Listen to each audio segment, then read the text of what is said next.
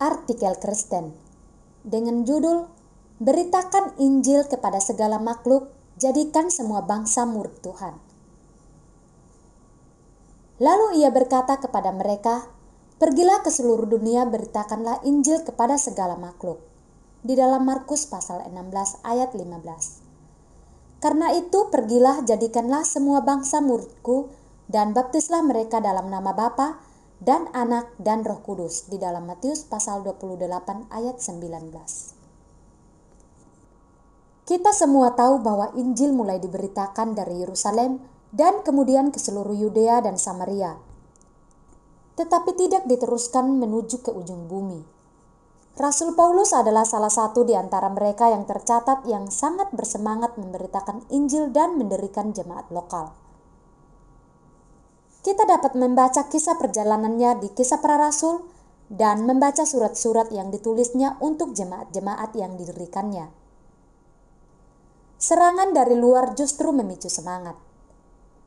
Para kaisar dan raja menganiaya orang Kristen awal dan mereka dipakai iblis yang bermaksud melenyapkan kekristenan yang baru mulai. Namun baik iblis maupun kaisar dan raja-raja salah. Penganiayaan justru meningkatkan semangat orang Kristen awal. Kekristenan berkembang pesat di bawah penganiayaan, motivasi orang menjadi Kristen dimurnikan. Tidak ada satu orang pun dalam situasi penganiayaan yang bisa berpikir menjadi Kristen agar kaya dan diberkati secara materi dan jasmani.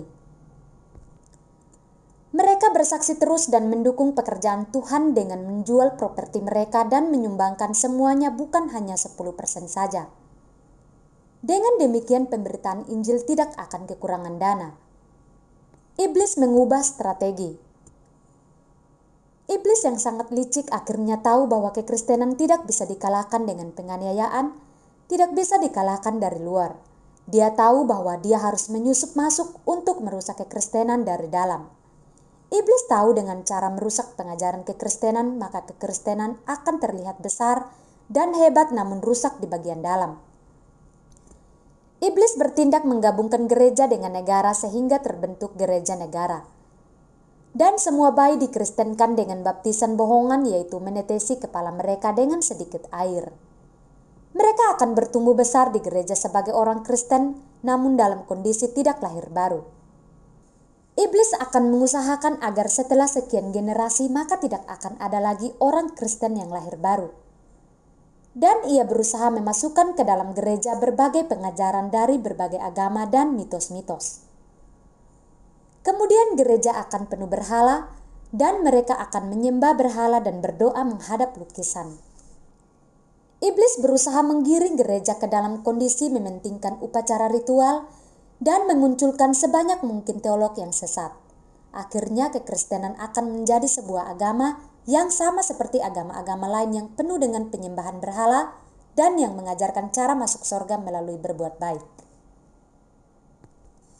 Pada saat itu maka mereka tidak akan melakukan penginjilan karena mereka sudah tidak tahu lagi tentang Injil yang benar. Jika ada dari mereka yang sadar, karena tetap ada segelintir orang pembangkang yang tidak mau bergabung, dan mereka terus bersaksi secara tersembunyi kemudian membaptis ulang orang yang bergabung pada mereka, maka iblis akan menganiaya mereka amat sangat. Ketika dalam kekristenan muncul semangat baru, reformasi, atau terjadi protes terhadap gereja milik iblis, maka iblis akan menghembuskan teologi yang menyesatkan agar bisa menghambat semangat penginjilan. Iblis akan menghembuskan pengajaran bahwa sejak kekekalan Allah sudah tetapkan segala sesuatu termasuk siapa saja yang masuk surga dan juga menetapkan sejumlah orang terkutuk yang dibuang ke neraka. Dengan demikian mereka pasti akan menuju kesimpulan bahwa seberapa rajin usaha untuk penginjilan tetap tidak akan mengubah jumlah orang yang masuk surga dan neraka. Syukurlah ada sisa orang benar. Tetapi syukur kepada Tuhan, di sepanjang masa selalu masih ada sisa orang benar. Orang Kristen benar ini tidak rela bergabung dengan gereja yang membaptis bayi secara bohongan. Mereka secara diam-diam mengajarkan kebenaran, bersaksi terus secara tersembunyi. Jika ada orang yang telah dibaptis bohongan saat bayi yang disadarkan dan mau bergabung dengan mereka, Maka mereka meminta orang itu membuat pengakuan iman di depan kumpulan mereka dan kemudian membaptis mereka dengan cara diselamkan ke dalam air.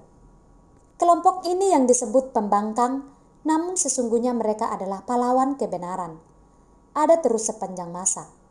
Mereka bersembunyi sehingga luput dari pencatat sejarah. Jejak mereka biasanya justru terlacak dari catatan tentang orang-orang yang dihukum mati. Dari tuduhan yang menjadi alasan penghukuman mati mereka justru membuktikan bahwa yang diimani mereka ternyata adalah kebenaran. Mereka disebut kaum pembaptis ulang atau Anabaptis. Setelah iblis tidak dapat memakai kekerasan lagi, para Anabaptis kemudian mendirikan gereja secara terang-terangan dan nama gereja mereka adalah Gereja Baptis. Karena di Gereja Baptis ada Kristen lahir baru, maka gerakan menginjil kepada bangsa-bangsa lain muncul di hati mereka. Gereja Baptis tercatat sejarah adalah yang pertama mengirim misi untuk menjangkau bangsa lain yang menyembah berhala. Gereja Baptis adalah gereja yang paling banyak mengirim misionaris. William Carey tercatat adalah orang pertama dari Eropa yang terbeban amat sangat mau memberitakan Injil ke India. Ia berangkat ke India pada tahun 1793, walau ditentang oleh orang-orang yang berkeyakinan bahwa Tuhan sudah memilih orang ke sorga dan telah menetapkan jumlah orang yang masuk sorga. Dan usaha Carey tidak akan menambah apapun.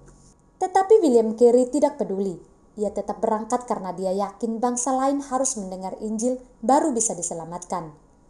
Bukan didoakan dari jauh agar dipilih lebih banyak secara unkondisional. Kesimpulan, sekali lagi kita patut bersyukur kepada Tuhan karena masih ada sisa orang Kristen Alkitabiah yang lahir baru sepanjang masa walau sedikit. Dan usaha penginjilan terus-menerus mereka lakukan, dan Tuhan memberkati usaha dan kesungguhan hati mereka sehingga semakin banyak orang diselamatkan. William Carey yakin bahwa orang India harus mendengar Injil baru bisa percaya dan diselamatkan. Adalah hal yang mustahil bisa benar bahwa sebelum tahun 1793, Tuhan tidak memilih satu orang India pun masuk sorga. Sesungguhnya yang benar ialah karena saat itu belum ada orang yang tergerak hatinya untuk pergi memberitakan Injil ke India, bukan karena Tuhan tidak memilih orang India sebelum tahun itu.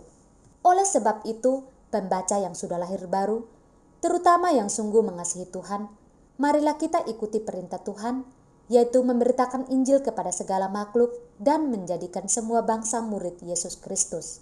Kita harus memiliki semangat menginjil yang lebih besar daripada semangat iblis untuk menghambat Injil. Terpujilah Tuhan Yesus Kristus untuk selama-lamanya. Jakarta, 2 Oktober 2022, Dr. Suhento Liau.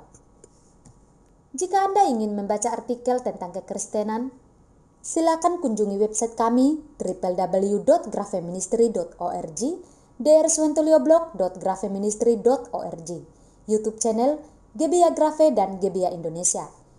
Demikian pembacaan artikel kita pada hari ini. Saya Yeni Bobo, pamit undur diri. Tuhan memberkati dan Maranatha.